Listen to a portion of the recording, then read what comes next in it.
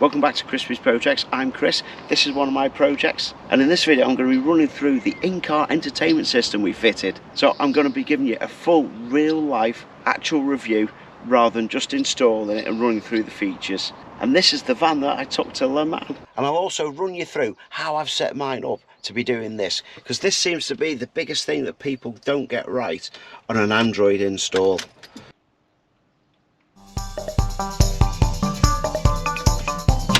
How I've wired it up so I don't get the nasty current draw issues that everyone seems to get when they fit an Android unit, particularly to a VW. So this is the van that I took to Le Mans.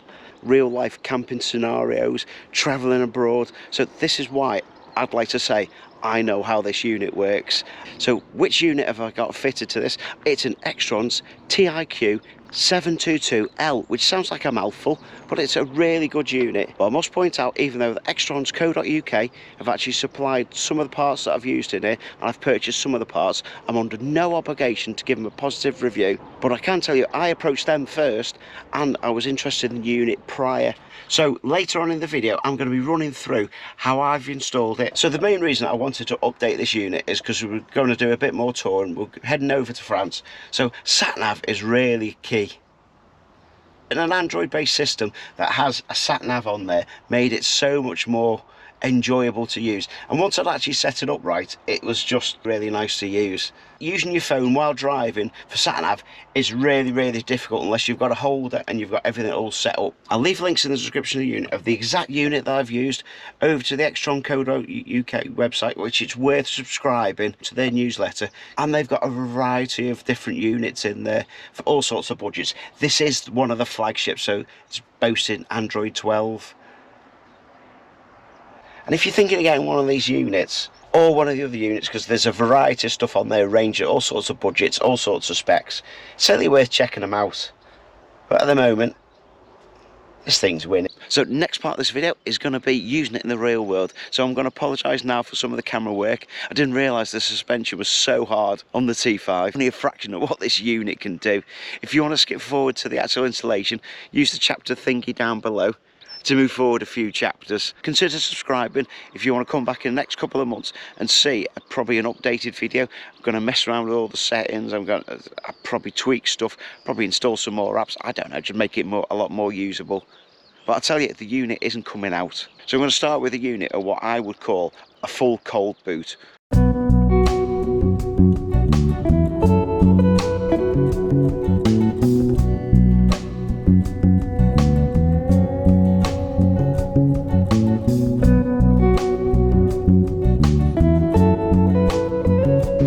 So when the switch is on, it actually remembers the last screen I was on. So first thing we need to do, mess around with some of the settings.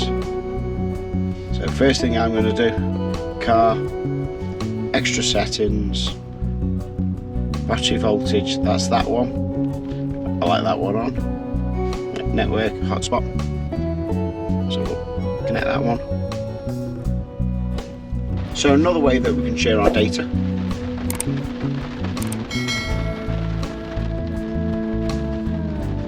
So when we come to navigation,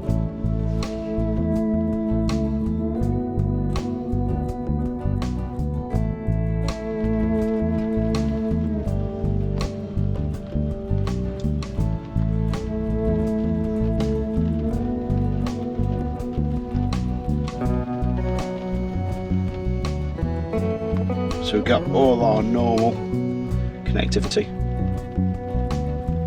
Let's go petrol. That's going to give you all the fuel stations that are nearby. More importantly, music.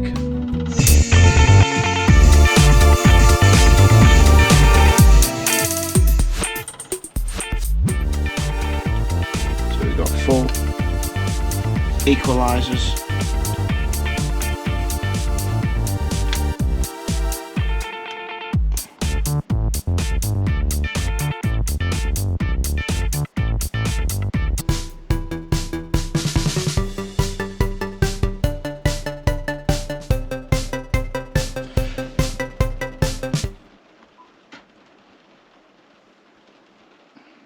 As a third stroke, the time from BT will be 5:19.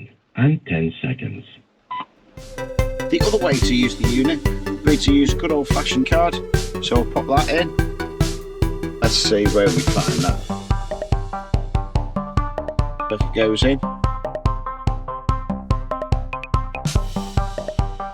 So it's suitable for YouTube.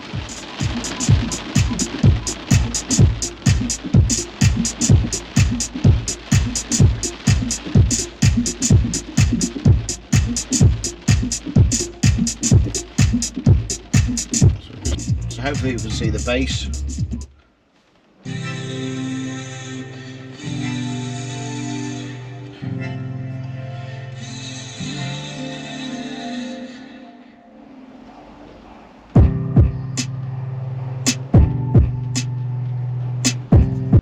HD video. Let's look what's on the card. So that uses the 128 gig of RAM that's in there, so you could put a load of stuff on there. But let's go into here. There's one video in here. Well, the postman's been, and I've got a set of speakers to go and fit to the T5. So why have I decided? So that's actually a 4K movie file, and it's playing perfectly well. Very smooth on there. Next up, we're going to connect the Android Auto, and I'm also going to run through how I was charging it, and it was really annoying me that it wanted to connect to Android Auto all the time. So I'm going to show you the two versions, so the way of switching it off and also the way of having it connected. So we'll be connecting these leads inside the glove box in the very near future, but we don't really need a video on that to get it to work. So if I just wanted to charge my phone, that's all I want to do is charge. Now it's only got a little 5 amp thing. It constantly wants to connect. So if you come out of it, there we go. That will tell you that it wants to connect again. That's quite annoying if you just want to charge your phone and you're quite happy using the Android system. So the only real negative thing, which isn't down to the unit, it's more the software, is that if it sees a phone that's plugged in that's compatible with Android Auto, it wants to connect to it, when realistically this unit is a very superior unit. So all I wanted at that time was the DAB radio and the Satnav to work, and it kept coming up with this screen. So I'll show you first of all how to disable it, but every so often it does switch on itself. So that's purely through a cable. So I went in, so it's the Z-Link, settings, apps, open that up, disable the app. But to use it again, let's open. So if you want your audio to drop down when you're doing GPS, let's go navigation,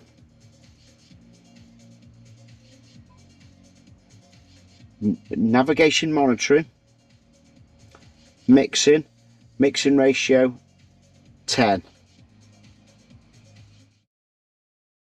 So with our connectivity, it's highlighted that we're in built up traffic area, and we'll adjust this, but that's just Google Maps, isn't it? So that's a nice feature that you've got built into this unit. Another real cool feature, I've connected to the Wi-Fi dongle. Just got the unit pre-installed. You can download it for almost anything. So we've got full RPM. We've got our speed in kilometres, need to work on to change that coolant temperature. Bang on 91, really happy, because our van is the cheap spec that hasn't got the fuel gauges, hasn't got the temp gauges yet, as well as the amount of throttle. So throttle's not really on there, nor is acceleration data. We've had to set up a Gmail account. So we've got Gmail on there, so the whole van has got its own. So there's my links to a couple of other programs.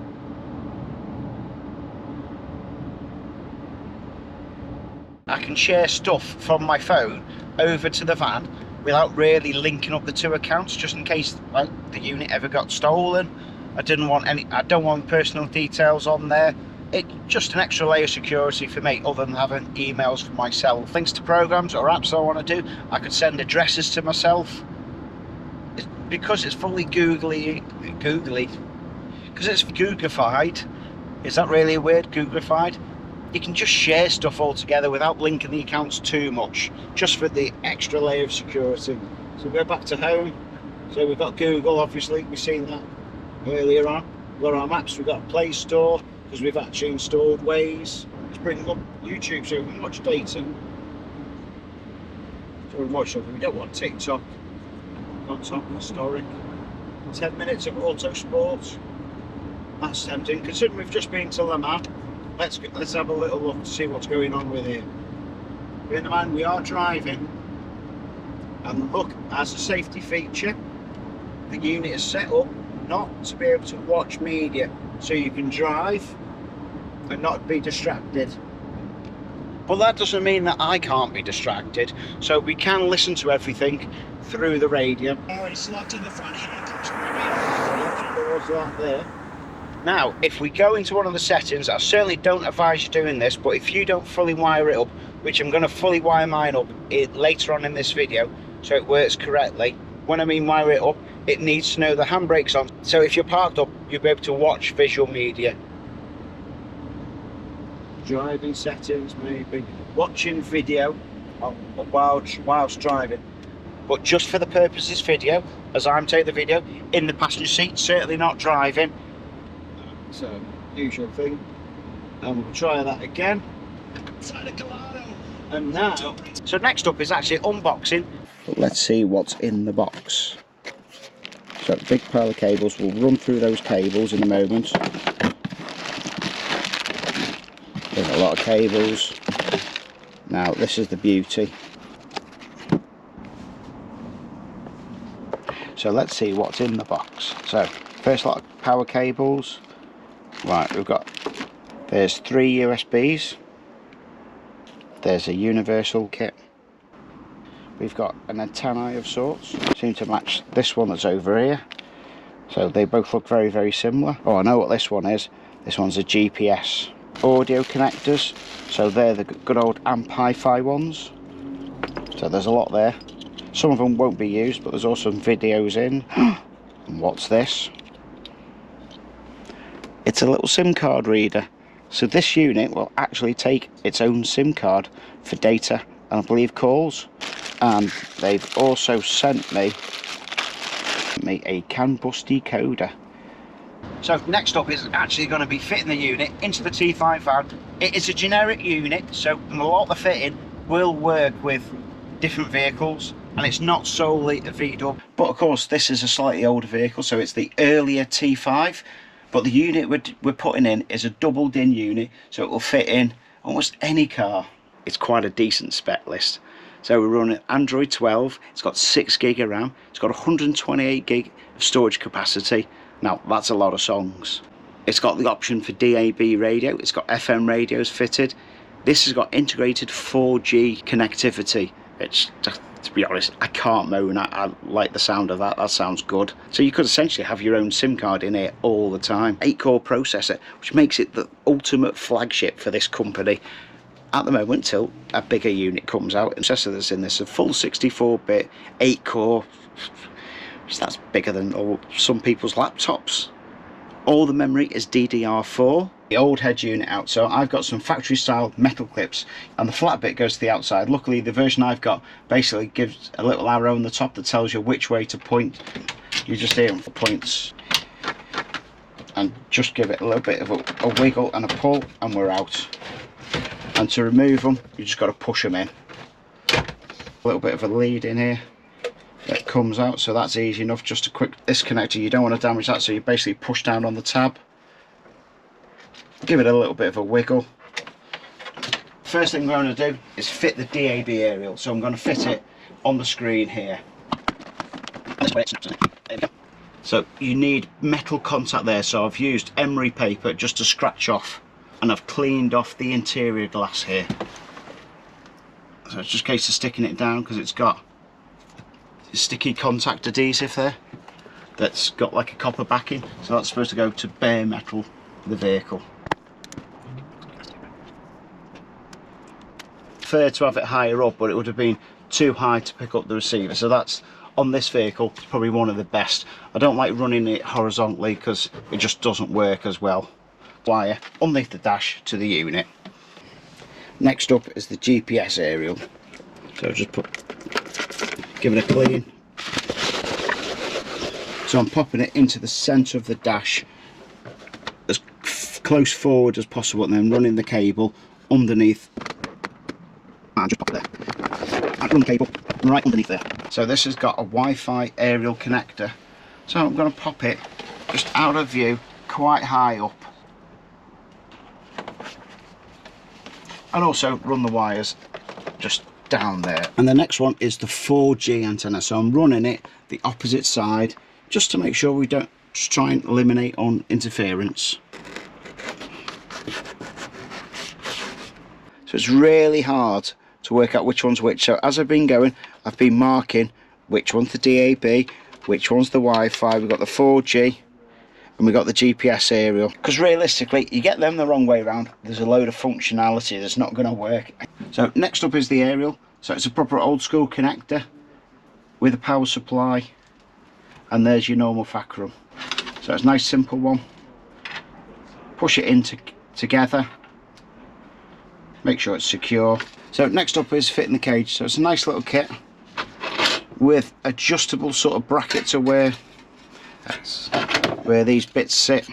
You've got some micro adjustments, which I think is really good, rather than just going one size fits all. Plus this kit's a universal kit for all the XTRON range. To be fair, it wasn't a lot of money. Through there. Through? Yeah. Right then. And it's a nice tight fit, which is good. Just give it a little bit of a wiggle.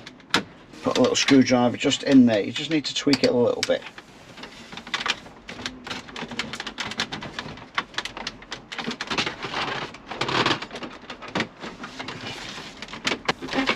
So we're going to sit that up against that bracket, so have it pushed right down. So let's just check the face fits. Yeah, so that fits quite nicely. So there's the initial settings I had it on. So I need it to sit further back, so I need to move this bracket further up. So aerial. So that's an extra wire. Let's just disconnect that, see what happens. Oh, we've got Android is starting. And we've got loads. Ooh, that looks nice, doesn't it? But let's disconnect this line and see if we can get the CAN bit working.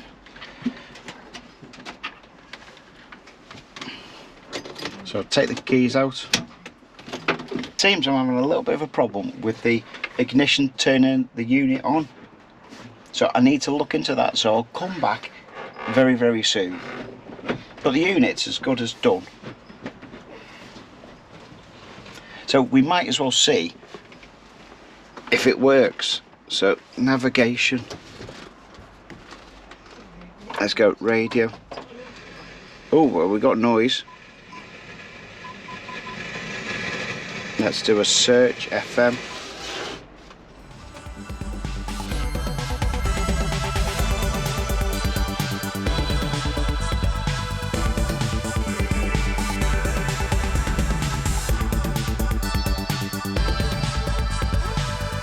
Part of the installation after we've done the Le Mans trip. So I really needed to get sorted was switching on with ignition. So we have got the VAG decoder, one of the Ray's units. So the decoder's actually switching on the lights and everything else seems to be functioning. The only thing is the ignition switch. So I can't get the ignition switch to work off the decoder. Now I've used a little bit more forward thinking than going it must be one of the settings, because it's not one of the settings, because the decoder would work independently. So I've disconnected the sets, you know, to stop it from cycling on and off all the time. And I've just used the little functions of when it's switched on, like we've got this little thing that says not to be, it doesn't really make sense because it says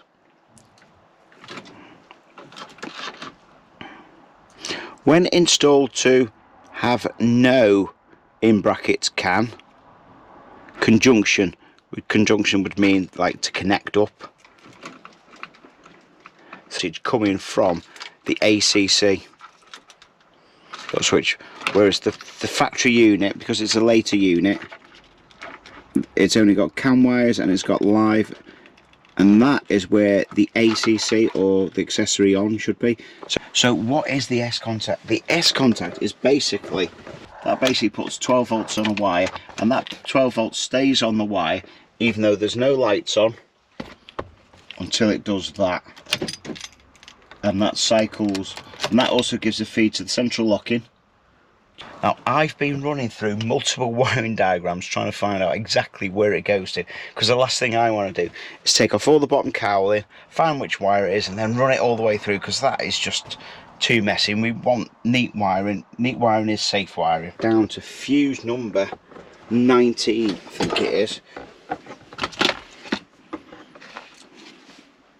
So if we look there at fuse 19, it says clocks and a picture of a radio. So that's the whole fuse box, and then we're going to open up the back, which is just a case of flipping off these little tabs.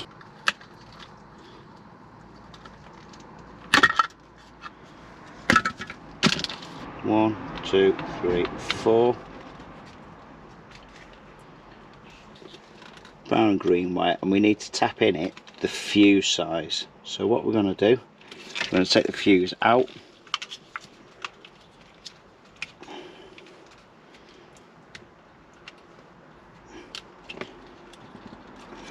and then see which side goes live.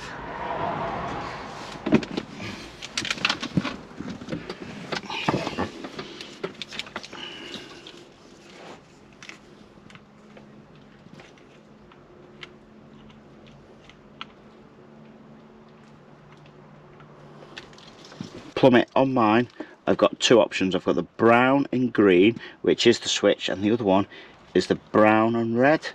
So I'm just going to pull a wire from there. So again, that's the brown and red, which is on the B contact from this side. 1, 2, 3, 4. So I'm going to plumb into that wire and take that up to the head unit. And I've run a wire from the back of the head unit to here.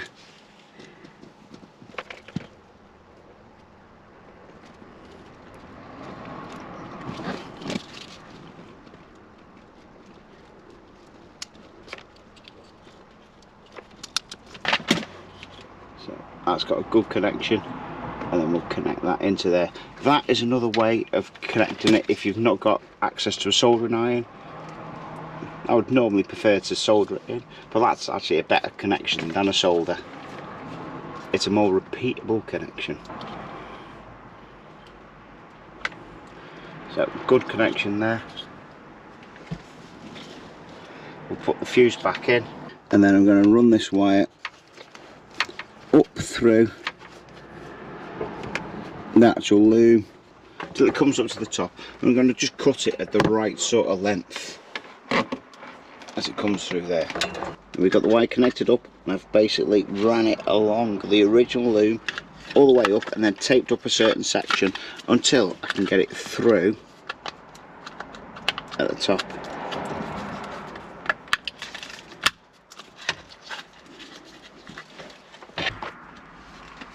So we've got the wire there, it's time to test it. So it's showing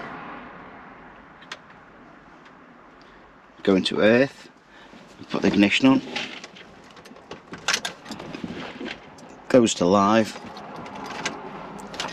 and only when we take the key out. So accessories are all off. As it go earth is, I'm going to be connecting it to in this loop. So this is purely for the T5 and possibly some mid 2000s. Main power feed, and the red is the auxiliary on. So on this one it's on there, so I'm going to snip that, join these two wires together.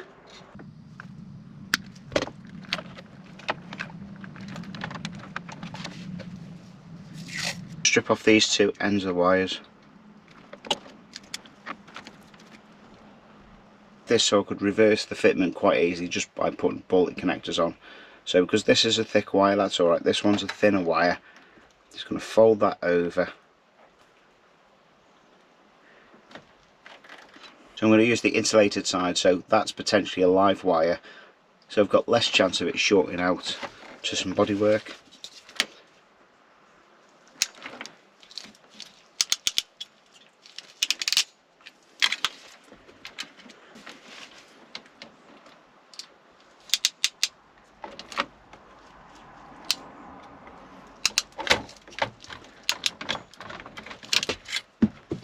Connect this together, leave it together, so it's now going to cycle with the ignition now. Goes live, and if we take the key out, it then switches off. On. Turn the ignition off. That stays on until I take the key out.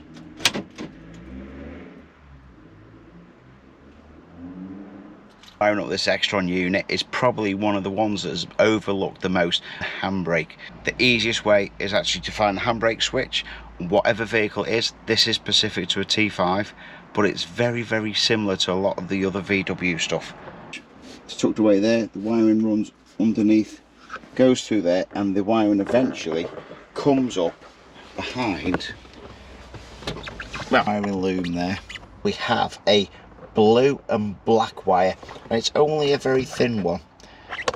We'll check that it is. So we're going to use our power probe. If you don't know how to use a power probe, let me know in the comments below if you want a video on how to use a power probe. But essentially you can add 12 volts to the end of the tip, or you can add an earth. Used incorrectly, you're going to blow something up. But for this, we're not going to press any of the buttons. Put it on the wire. That should go green if I've got it right. So just pulling the handbrake up a little bit is enough to do the switch. So that confirms I've got the right one. So it's only a little signal wire, so I'm going to connect a thin wire from there, tape it as close up to the loom as possible, take the wire individually and bring it to the back of the unit. When it comes to wiring in the handbrake, I found on this loom where it says brake in, the same with the rear camera works, but now we've got everything all connected. We've got to reconnect all the GPS, the 4G and everything else, and get the unit actually finally fitted. And just clicks into place both sides.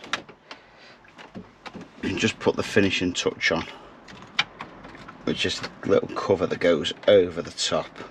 Well, if you made it through the video from start to finish, well done. It is quite a lot to get in there. There's a lot of stuff in there. Imagine how much stuff I've left out, because I'm actually quite techie, geeky. I like to get involved to see how things work, and definitely want the full unit working as it would be if it left the factory. It's pretty much like most of my installs. If you have made it this far, leave a comment down below. Tell me what you thought so far. Give me a like, and I will give you a like in the comments below. I have got a rear view camera to fit in that, which is going to be a really small installation video. But in the next 6 months or so, I will probably revisit doing all the settings, everything, and just doing a little follow-up video. So consider subscribing to catch that one. But thanks very much for watching. It is really much appreciated. Hope you've enjoyed it, and I'll see you in the next one. Ta-da.